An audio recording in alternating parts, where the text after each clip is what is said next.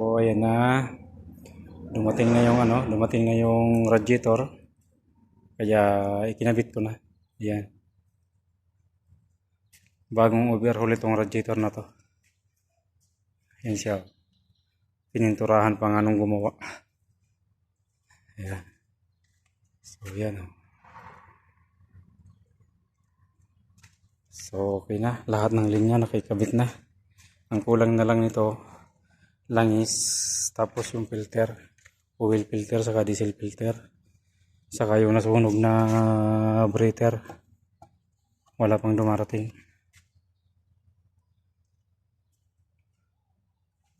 Nasunog na breather, ayan na. So okay na tong radiator nito. Sana hindi na overheat. Ang gagawin dito, itong shut off na to, pagaganahin to, automatic shut off. Kailangan paganahin yan. Tapos dito i-check. Kasi may tatlong linyang putol dyan sa tablon niya.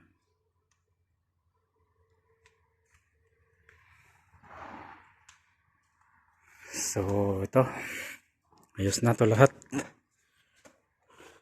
Langis, filter na lang ang kulang, tapos panda rin.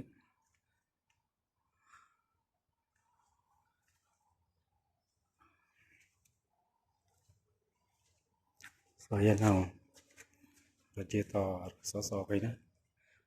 Ang ganda pa naman ng pagkagawa. Talagang binusisi butas. Mga talaga yung layer niya dyan, malinis talaga. Walang mga harang, talagang lininis ng gusto. Pilipino gumawa niyan. Itong radiator na to.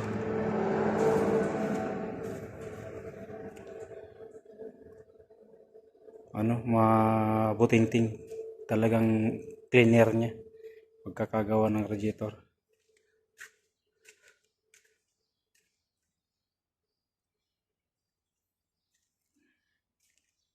Yan, kita nyo. Naman yan, sa radiator na naman, butas, tagos ang sinag ng liwanag.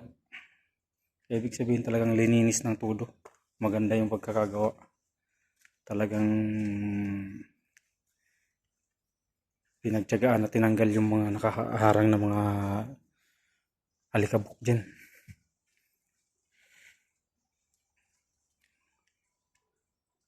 Ayan na, Caterpillar 3406 411 horsepower.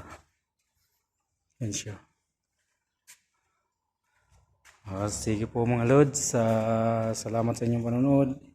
Ingat kayo lagi, God bless.